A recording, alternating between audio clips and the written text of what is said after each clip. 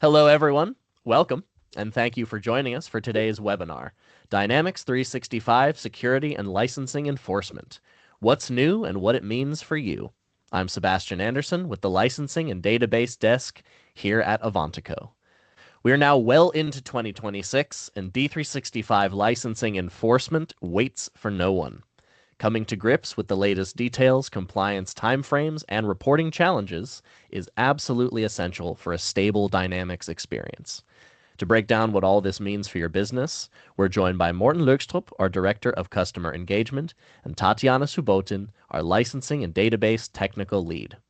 They'll be walking us through what Microsoft's new rolling compliance enforcement means for FNSCM users, how to use Azure Telemetry insights to improve remediation outcomes, what's new in user security and governance, how to audit your current license usage and roles ahead of enforcement, real-world examples of our approach and how clients avoided thousands in unexpected license costs, and a special limited-time licensing assessment offer for attendees, as well as a Q&A at the end of the show.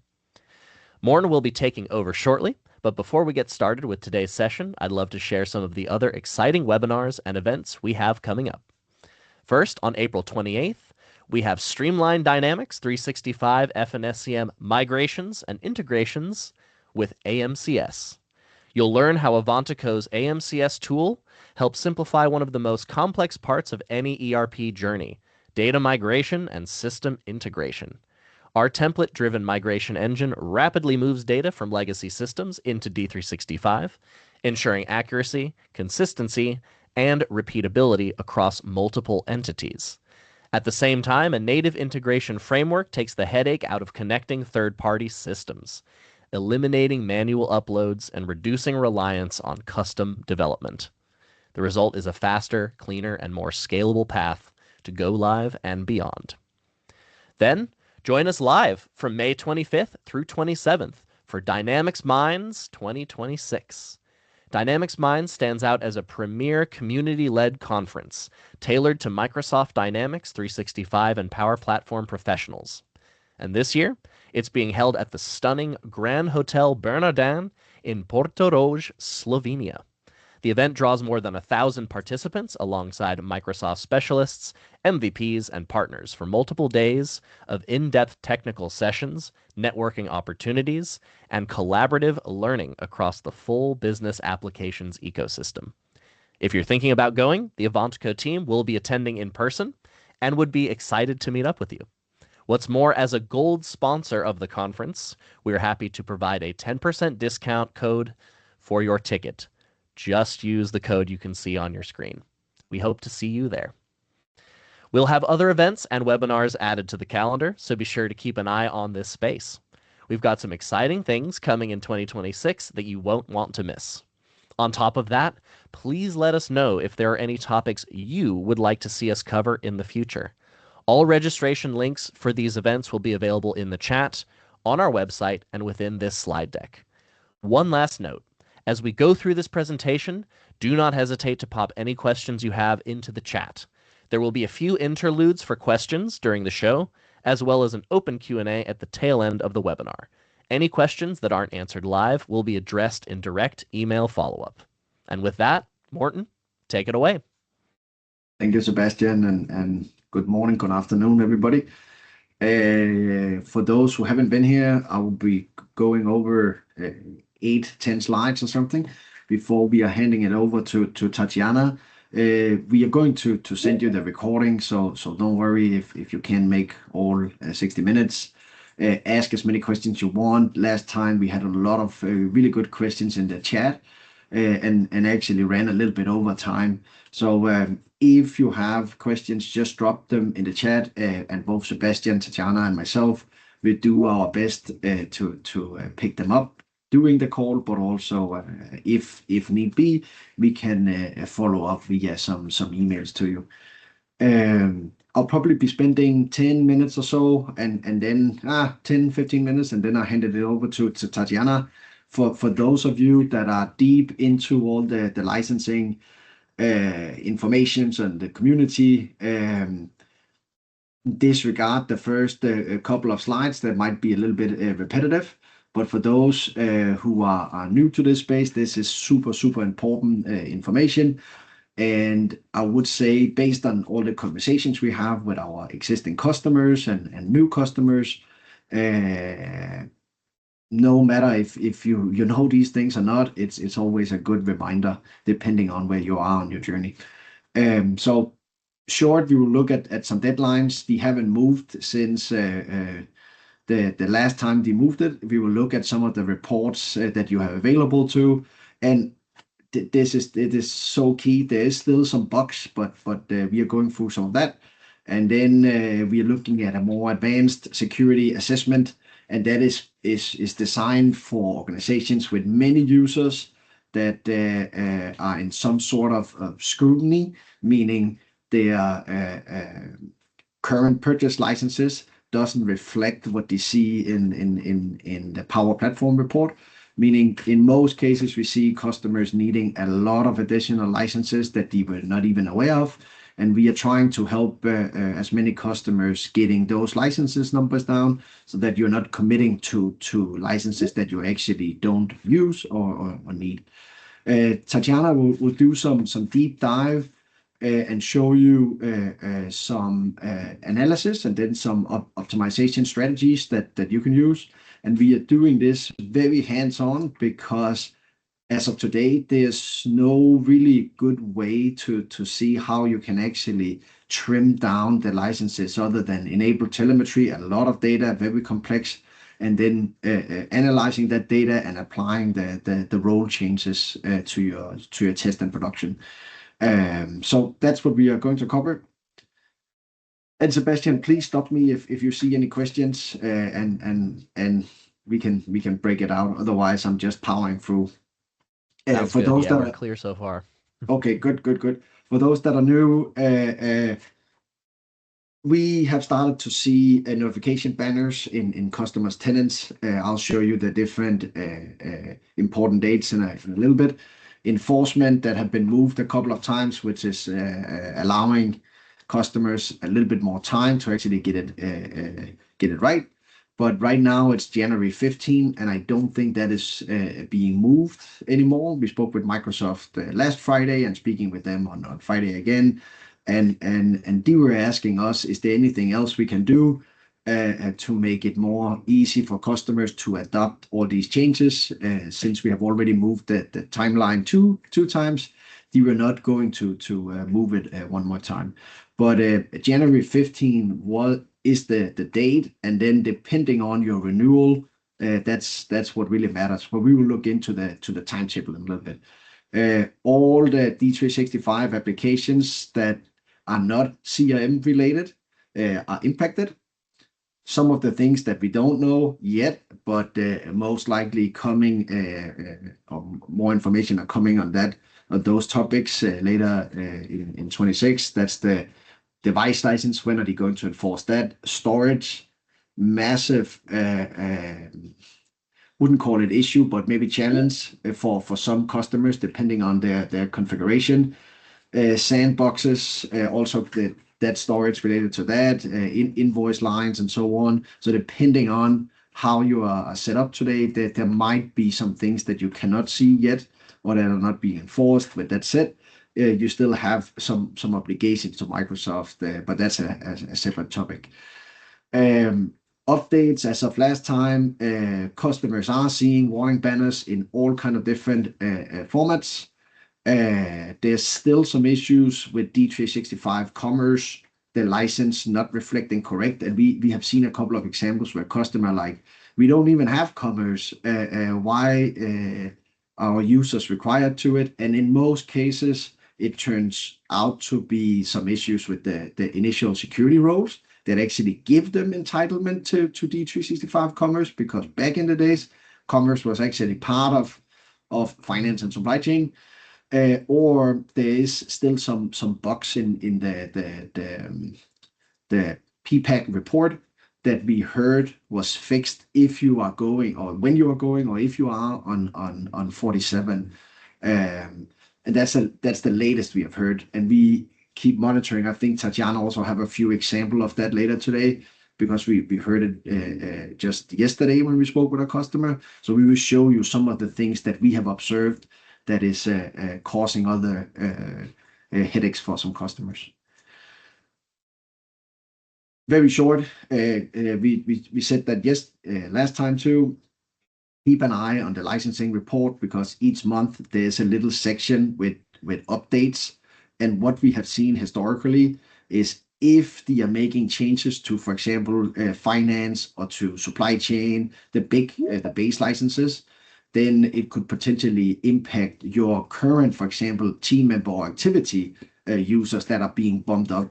But the last couple of months, there have been no changes to finance and supply chain space. It has all been on the CRM side. But again, very good link to have, and check it the first week each month, because then you will see if Microsoft make any changes. Any questions, Sebastian, so far? None so far, but Okay. everyone, please feel free to shoot them our way. Perfect. Take a screenshot of this one, because that's the validation timeline that Microsoft have pushed out a couple of months ago. You can, based on when your licensing are renewing, and I'm talking about your finance and supply chain licensing, you can kind of model out when your users will see a banner if they don't have the right license assigned. And you can also see when they potentially are being blocked from entering D365. And there's a couple of examples here. So it should be fairly easy to work with it. If you have any questions, just drop your name in the chat, and we can reach out and do a little exercise specifically to you. But this is the framework that they are going by. It's actually also available when you go into dynamics.microsoft.com and going into pricing. They have a whole FAQ about the licensing enforcement. I can probably drop the link in a second if you don't have it, Sebastian. But that's another really, really good document that Microsoft keep updating. So a lot of information, but this is key. Hovering over, this is what customers see, and this is actually two examples from two different customers, some of the warehouse workers and some of the back office finance folks. They all getting it. And it's, please contact your admin to get one assigned immediately. So there's definitely some urgency. We always say, hey, if you have a big organization, please either get your license assigned or at least communicate to the users that this might happen, so that they are not freaking completely out, because we have seen cases where IT are overloaded. We have yet to see users actually being prohibit access to the system, but this is what we are told will be shown to users, and this goes back to the milestone timeline. If we jump one more time, there you go. We also looked at the most important tools. You all should be very familiar with the different tools down here: Admin Center, User Governance, and so on. That's the one where you can do your different checking. Top of mind, I marked the most important ones in red, I would say. Only production, and we also hear it from time to time. So it's only user in production that need licenses, of course. Clean admins, they don't need licenses, and service account don't need licenses. Clean service account. And this was not here like 3-4 months ago, but when you jump into your Power Platform report, there's actually a little bit better breakdown of what users require a license, what don't require a license, and who is missing, and so on and so forth. And down here, let's see. Okay. I have the commerce. It says 0, but I have other examples where it actually requires some licenses. But check out if your PPAC report is saying commerce, and then drill into the details why it's saying it. It could be a bug. It could also be that some of the entitlements to the existing roles need to be updated or removed. So PPAC report not going away. It's the kind of this source, going to be the source of the truth according to Microsoft. Any questions, Sebastian? Are we good? No questions, but we do have one comment from Indra, which I think should be relevant to folks. She messages that she didn't have a license for a user and then got that license for the user, but then it took almost 40 minutes for them to gain access to D365 again. And so it Okay. might be important to point out that delay for folks. Okay, so someone was actually blocked out of finance and supply chain. Interesting. That's the first time I'm hearing that. Actually, more than, I don't know, it was discussed a few weeks ago in our office hours that when you activate a license, it takes up to 1 hour Okay. to provide access to finance and operations. And I remember these conversations around how can we speed it up. Actually, right now, it is what it is. Mm-hmm. It's more or less up to Microsoft's back end for how long. Exactly. Yes. Unfortunately, and in the meantime, last webinar, one of the last questions in the last webinar was how we can create a perpetual license, right? How can we switch licenses on the fly? And the answer is the same. Since it takes 1 hour, you cannot switch licenses on the fly because you kind of like cut the shift, right? And your user cannot work the first hour once you assign the license. So it's almost impossible to do if users work shift by shift. And you want to switch from one user to another user, right? You want a perpetual mechanism to work here. Like you want to switch from user A to user P on the fly and use the same license for 2 users. Okay, I see what you mean. Remember this? Yeah. Multiplexing and so on. Got it. Yeah. Yeah. So there is a protection, and this hour can, I don't know if it's a technical or kind of like business preservative instrument to stop such manipulations. It most likely is because according to the licensing guide and rules, you're not allowed to switch between. Let's say you have a user in Europe that use the license in the European time, and then you switch it to a user in California when they wake up. And remove it for the other one. No. That's absolutely prohibited. So don't do that. They will probably come after you sooner or later.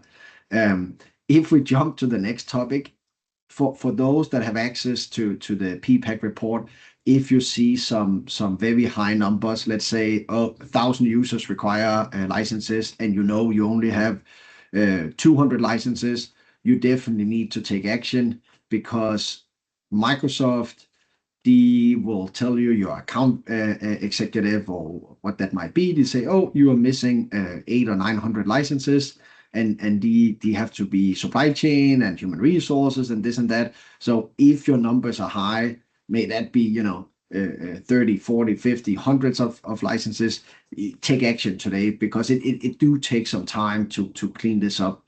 And just 2 slides about our advanced security assessment. We normally extract the data and enable your telemetry in 7 to 10 business days and analyze that data. We have added some agents, some tools to that to speed it up because the volume of data is just increasing. And then if all the bells and whistles are in the right order, which is most of the time up, but sometimes it takes a little bit longer, then we can present a result back to you in 2 weeks' time. And based on your result, you should expect, again, depending on the size of your install, you should expect that you need to go through maybe 5-6 rounds of testing of the different users. And we have just seen that happening depending on complexities, of course, and your in-house resources. And that can take time simply because of users and who can do the testing. Do you do the testing? Do we do the testing? And so on and so forth. So if PPAC is not looking good, take action today, we definitely recommend not waiting, because we have not seen any delays or postponement of the enforcement dates. Some of the deliverables, it's normally a very long and detailed report. Some customers, they can take some of the recommendations, and other customers would like us to help with the recommendations. We had a conversation yesterday with a customer, and we pointed out a specific role that took up that increased licenses for 25% of the users. I think it was give and take 200 users or 250 users that required a base and 2 or 3 attached licenses, and they could actually apply the changes to that, so that they went from a base and 2 attached to, I believe, an activity license or something like that, which was just that alone saved them a bunch of money, because their renewal is up here in June. So if you need it, we can deliver some very changeable insights. And right now we have a promotion for it, and that lasts until May 1st, last time I was told. But enough about all this. I took 15 minutes, Tatiana, I think. A little bit more, maybe. Oh, this is great. So I'm pretty sure that we can manage this, right? Today it's going to be a quite different session, and this session is based on lots of questions that we are asked as the license analysis, license optimization delivers. People keep asking how, right?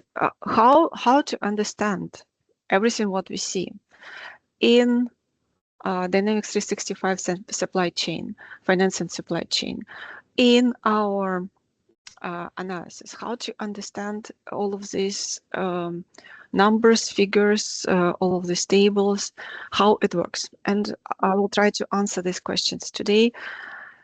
And I apologize that we haven't done it before. Probably it's like a very basic information for somebody, but I found that what's quite obvious for us who've been doing this for a couple of years, I mean, consistently, it's not that clear for our clients. Okay, let me steal the screen, guys. Go ahead. Take it away. Yep. And we will go with the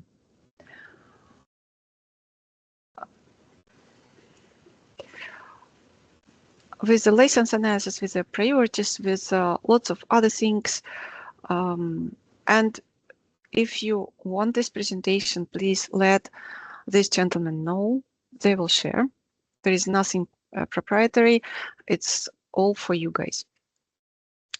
So first of all, our go-to is license guide. Yes, my name is Tatiana. I'm sorry I didn't introduce myself. My name is Tatiana. I've been working with the security probably for 7 years, 15 years of overall Dynamics and AX experience.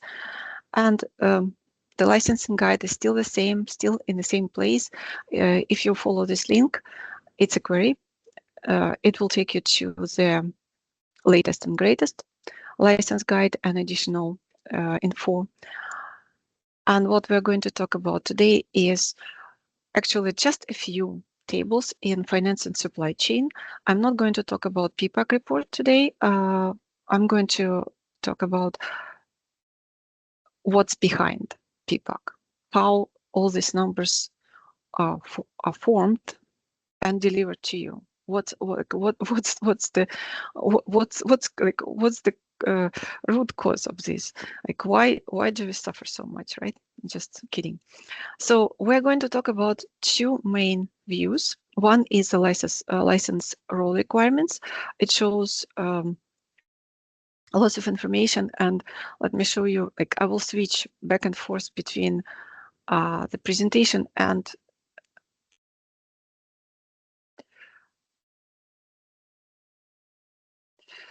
I'm here. No, please don't. And finance and supply chain. So this is the role requirements detailed view. It's a view. There are a couple of tables behind, and you can export it. It's huge. It can be easily over 1 million records.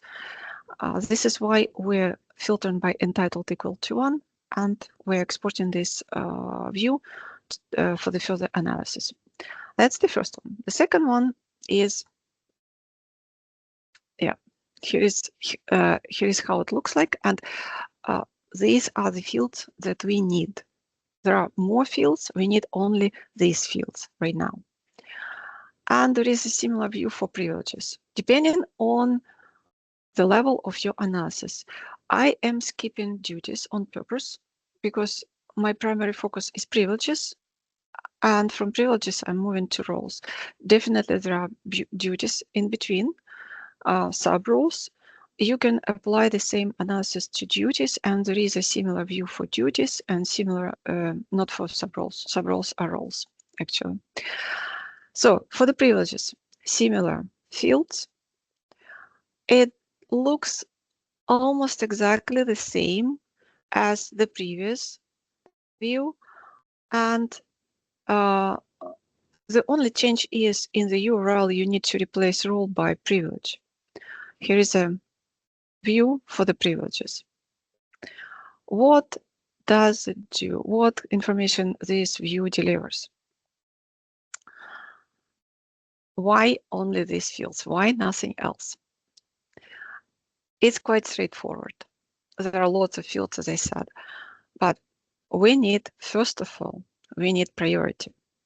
There are priorities.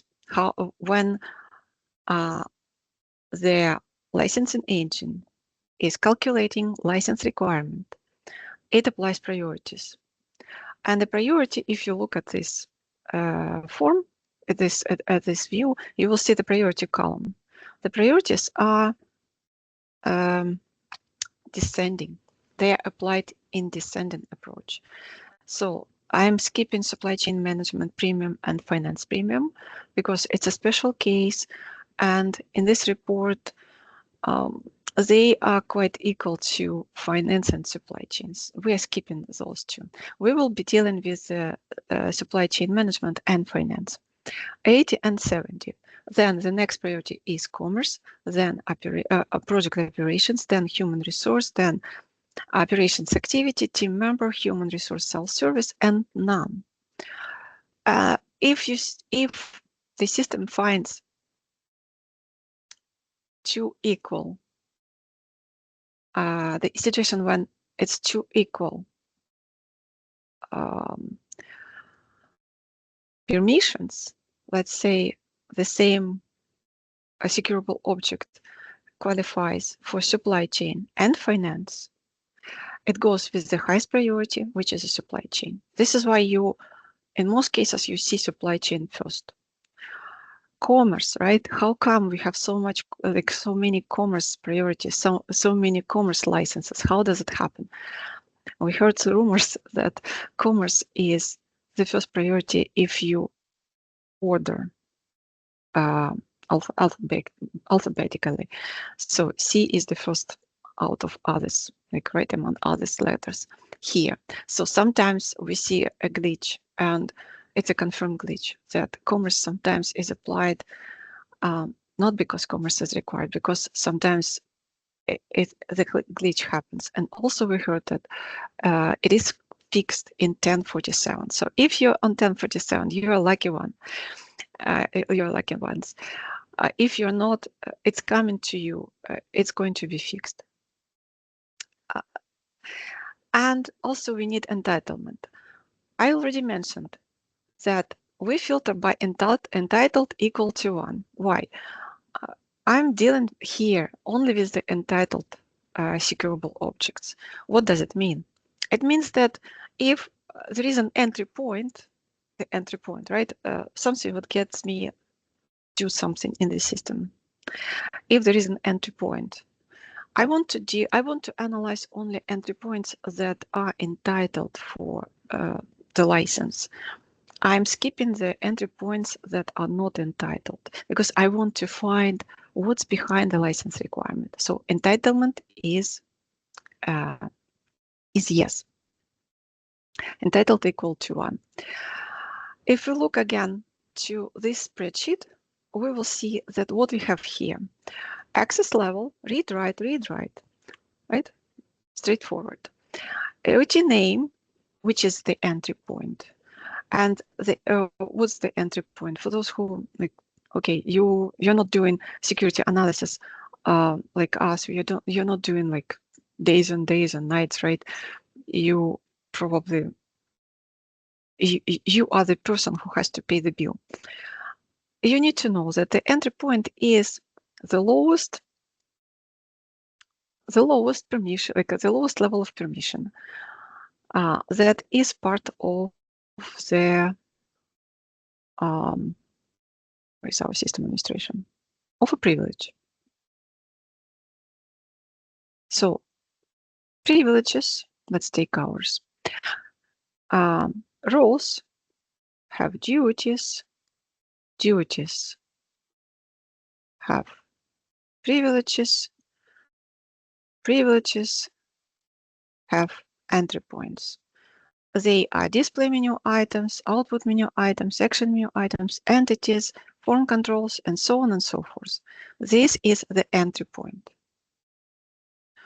which is called an AOT name in the view.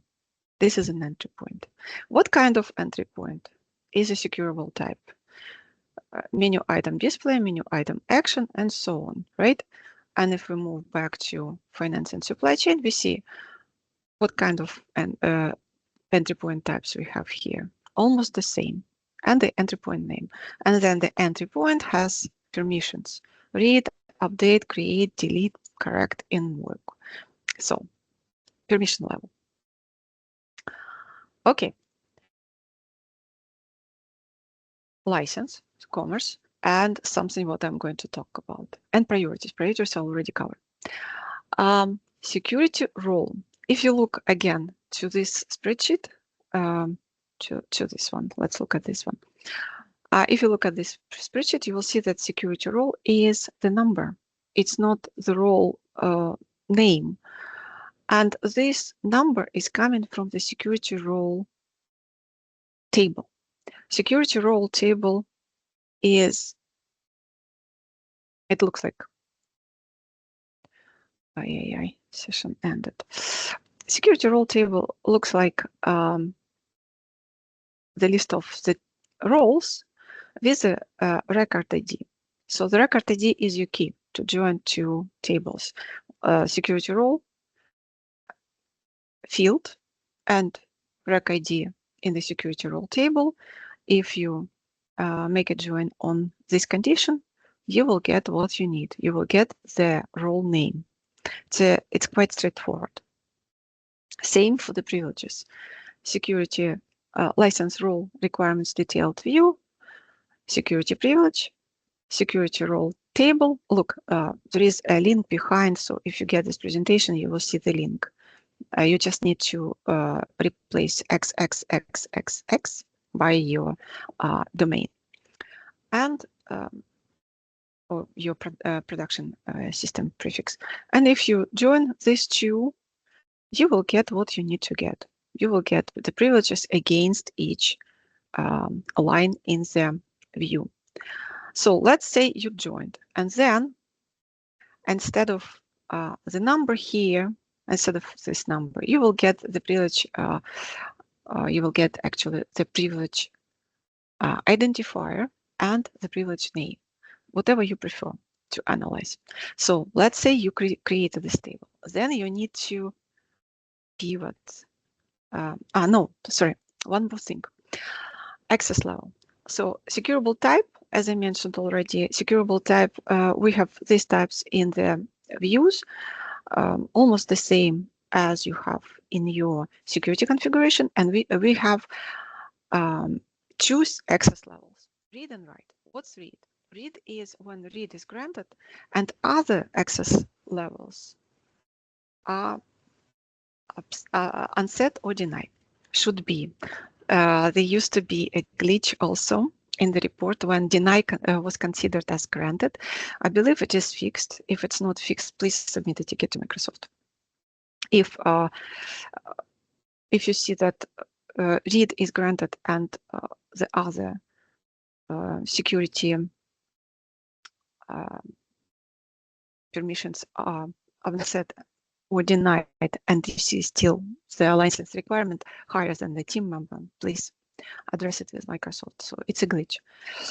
And write is when any other permission is granted. Doesn't matter what here. It can be unset, which is not right. Unset. I hope it's that read is granted also. But it doesn't matter what's outside of this diagonal. If any of these permissions is granted, then it's read. And we can check what permissions are granted, what permissions are not granted to each secureable object. These are the secureable objects. These are your AOT names. If you pull your security analysis report, you will see the whole bunch of security access entry points with their permissions, and you will be able to put everything together.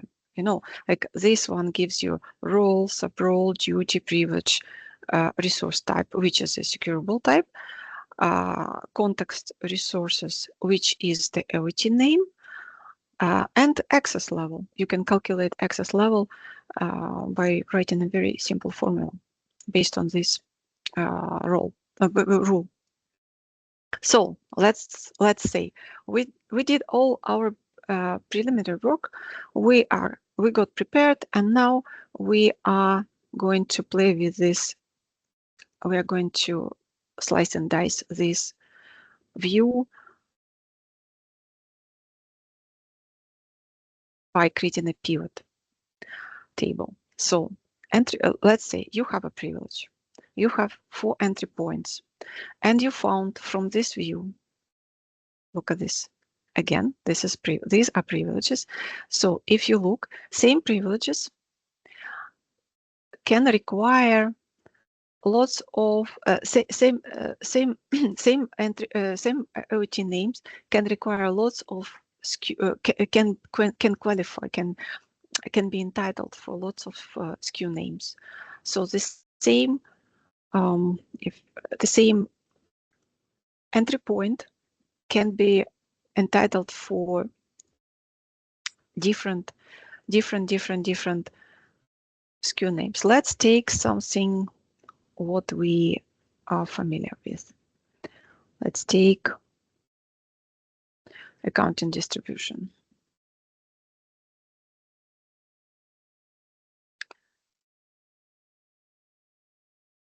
Accounting distribution is entitled, you see, this is entitlement. So let's put entitlement equal to 1 here. Accounting distribution with the read access is entitled for commerce. It is entitled for here. Okay, this is much better. It is entitled for finance, and it is entitled for finance premium for at least 3 licenses. Since we don't consider finance premium, so it's going to be 2 licenses in our analysis. So the same entry point is entitled for 2 different licenses, for 2 different SKUs. Now, something similar is shown here. A privilege has 4 entry points, and these entry points are entitled for several SKUs. I put priorities just to make sure that we are on the same page and to show you how priorities are applied. So for this case, right, what's the license is, like, what kind of SKU is the privilege entitled for? This privilege is entitled for 2 SKUs because these are common SKUs for all entry points. It's supply chain management and finance. You can ask me, like, how come, right? The privilege and 2 SKUs. Yes, it is 2 SKUs, depending on how it's going to roll up on the upper level, on the duty level, on the role level, and on the user level. Actually, the user level is the driver. So right now, it's 2 SKUs. Supply chain management and finance. On its own, it would be a supply chain. Why? Because the priority is the highest. The supply chain priority is the highest. But it can be also finance in the finance role. However, what if I'm unhappy with such entitlement? What if I don't want this privilege to be an expensive privilege? It is a very expensive privilege. It's at least $210, right, per user. What if I want to downgrade this privilege to a lower level? Then so this is an analysis. Then in our analysis, we look at the telemetry. Telemetry is, if you've never seen telemetry, let me show you. We have an article here, how to configure telemetry. And also there is, it's very simple. It's very simple and it doesn't cost much because first 5 GB of telemetry are granted to you, to your tenant. So if you turn it on, you can collect data and first 5 GB are going to be free. And is it fair to say as well, Tatiana, that this has no performance impact on your environment, turning this on? Absolutely. Yeah, absolutely no performance impact. Yes, it's absolutely no performance impact. And I hope it's going to get to my, yes. Thank you. Okay.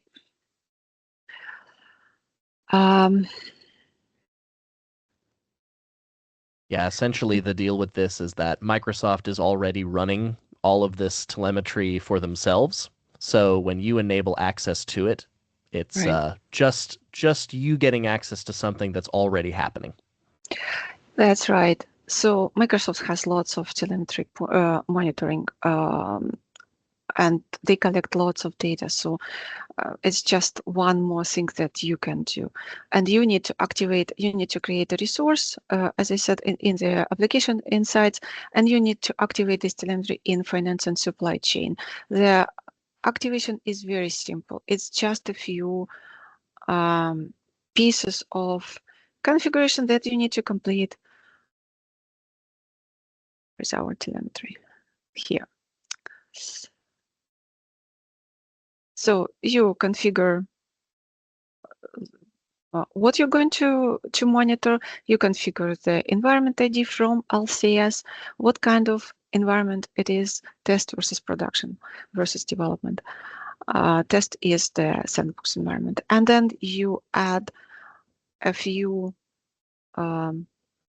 properties from the from your resource, from this application side resource. You get it. Yeah, you get it from here: instrumentation key and connection string. This is it. You place them here, and in 5 minutes approximately, you get information in your Azure resource. You can query it using the QKL mode, and you can export it to CSV as a CSV file, or you can share it with your Power BI. You can export it as a Power Query in your Excel. So there are ways to do. Anyway, if you play with this, please don't forget about the time range. Don't forget about the number of records that you're going to show. We usually prefer max because it's 500,000 records. You get this. This is a scheme of telemetry here, right? You have a user ID and you have the entry point. And if you merge these two things, like I know the user needs the permission, I just want to downgrade it. And these two entry points, entry point number 2 and entry point number 3, they messes the whole picture up. and I need to do something about it, right? And all of a sudden I see that this user doesn't need entry point 2 and entry point 3. So I can drop those entry points. What's going to happen if I drop those entry points completely from the privilege? Then the privilege all of a sudden becomes an operation activity. Why? Yes, priorities work. And in the view, you will see that this privilege is qualified for supply chain management, finance, project operations, commerce, human resource, and operation activity. And in this case, we can assume that the operation activity is a real license requirement for this privilege, even though it qualifies for the higher licenses. The higher licenses work in the priority when it's a full license requirement. Once it's not a full license requirement, then the activity works. That's the first case. How about if telemetry showed something something worse, right? And we found that the entry point 2 and entry point 3 are required, and the user was doing something. What you don't see really in this telemetry, what exactly, like how exactly this user utilized this object as this secureable object. You see access, right? Entry point, you see telemetry shows you access. So you see that the user accessed the entry point. You don't know what exactly the user did. And you can assume, let's go with the assumption. This is exactly what our clients do. They try to mitigate this, negotiate it. What if the user doesn't need full access? Because looking at this picture, like the original picture, it seems like entry point 2 and entry point 3 have write access. It seems that we granted quite a lot of permissions to these two entry points. It's a write access. It's not a read access. We know, like the assumption is the read access is team member or activity license, operations activity, but it's not the not the high level license. What if we downgrade permissions? We are not going to revoke permissions. We are going to downgrade. What if we revoke, update, create, delete, correct, invoke? What if we leave this user with the read permission? Maybe this is enough. Of course, everything needs to be discussed. But in case if you keep these two permissions in the privilege and you downgrade them to the read access, then this privilege also requires an operation activity license. So there are two ways to do it, right? Two ways to lower the license requirements down. I showed you both ways, and we do it based on the telemetry. We analyze how often users access certain entry points. If it's like once in a blue moon, instead of giving the full access, we can provide the view access. And this is why we are going through the cycles, because sometimes users tell us, no, we really need this permission. This permission was revoked just based on our analysis, but we need it back. And then, yes, we return it back, definitely. So it's not like, I don't know, we don't get it out, like we don't revoke this forever. Let's look at another case. This is a very interesting case. This is something absolutely unexpected. Look at this configuration. So we have a privilege, and we have, if we do the pivot table, right, based on the view that I showed you at the beginning, this entry points require certain SKUs, and we see that the common SKU is project operations. And all of a sudden, you decided, or somebody decided, to make this privilege lighter. Maybe this entry point is a pure project operation entry point, and you don't want the user to have project operation access. Like, you don't want to have the user have this access, period. You decided to revoke this entry point. What's going to happen? So just a reminder, project operations license costs $135. Yes, it's a full license, but the cost is $135. And in this case, if you revoke the entry point 3, all of a sudden, the common license, yeah, there are more, right? It must be like this. The common license here is a supply chain license and project operations, but the supply chain has the higher priority. And all of a sudden, instead of becoming cheaper, this privilege is becoming more expensive, and it costs $210 right now. This is a common issue reported by lots of people when they try to revoke something related, like exclusively related to project operations and human resource, something would actually determine the project operation and human resource license. All of a sudden, the privilege becomes more expensive. So we are trying to avoid this. And there are certain rules in place to prevent this. In this case, of course, a better way was to provide like, if it's possible, to keep something related to project operations, like full license, something what would drive the project operations license exclusively. Now let's move to roles, and it will take it's just a few slides left. So roles, how do they work? Now we are moving from privileges to roles. Sorry for skipping duties. As I said, it's not that critical to keep duties right now. Privileges to roles. What do we do in our analysis and what we usually have to do in our optimization? Why? I will explain each single step. So the picture is like this. Roles, privileges, and certain requirement. Yes, and obvious, the common requirement here is supply chain. No doubts, right? Let's add a user. Again, a user has a role assigned, privileges, again, supply chain requirement. Once you have more privileges under the role, it can happen that the same role requires more than one SKU. This is not a good idea. This is just our observation, so this suggestion is driven by numbers.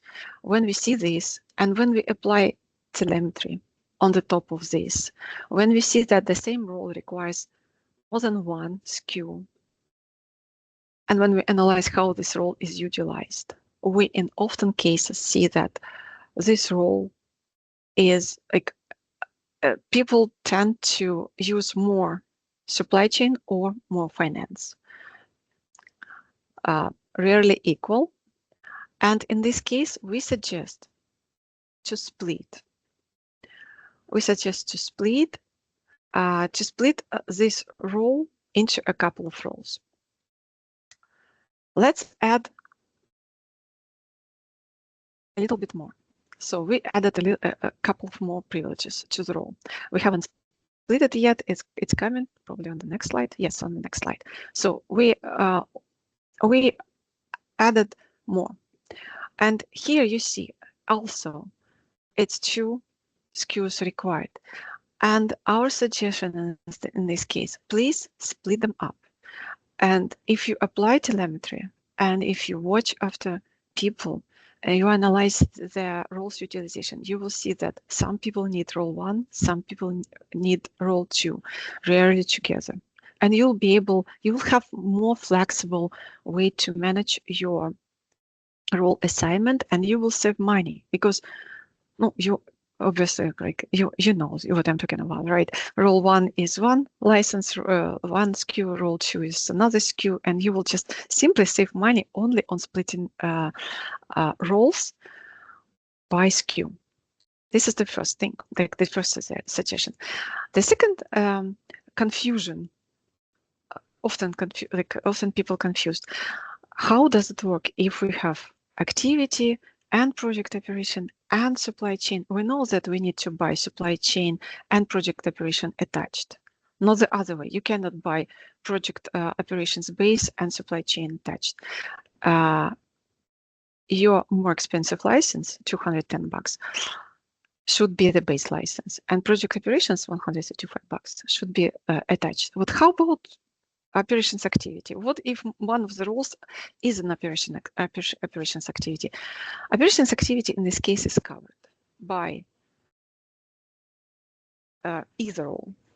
Supply chain management covers operations activity, and project operations covers operations activity. So you don't need to buy operations activity.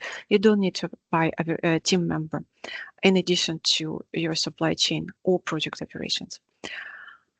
So a few things.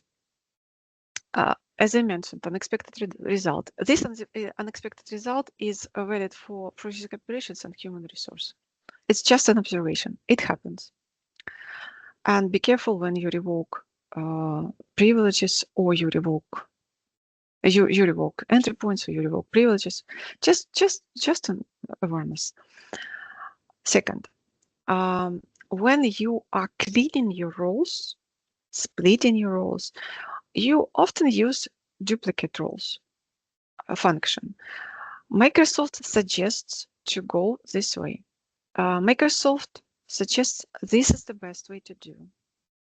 When you're cleaning your roles, you duplicate and you give the new name to the role and you select one SKU.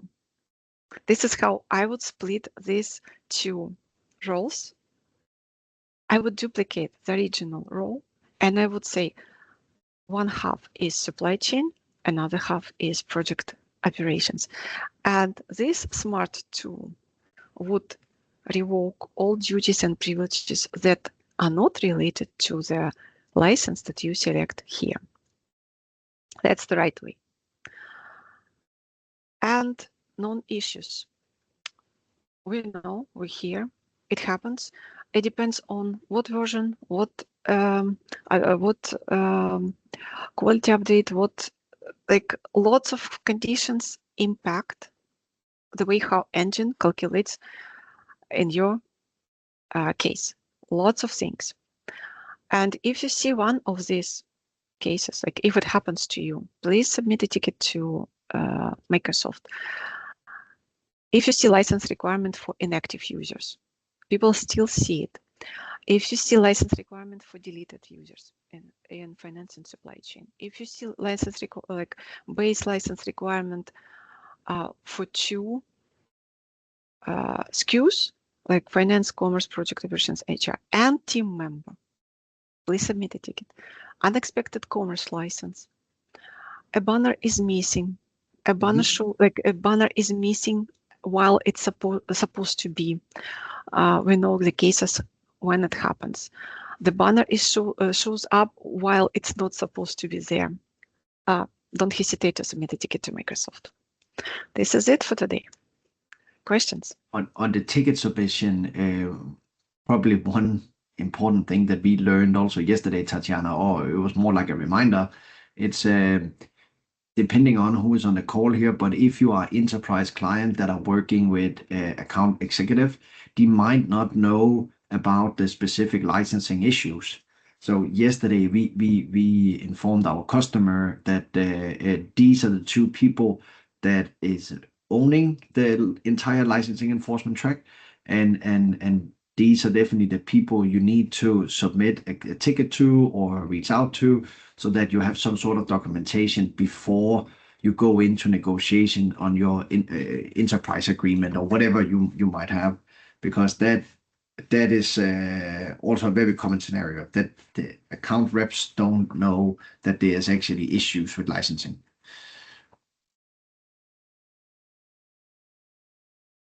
Right. Well, now that we are more or less at the tail end of the show, folks, we're going to have just a brief window to ask any additional questions you might have. Otherwise, we will be wrapping up for today, sending everyone the recording as well as the slides in due time. Give us a little bit to get those polished up and edited together, but you will be getting them. Perfect. Thank you, everybody. Thanks for signing up, and thanks for all your questions. Reach out if we can help with anything. Thank you for coming. Thank you for Yep. being with us. Yep.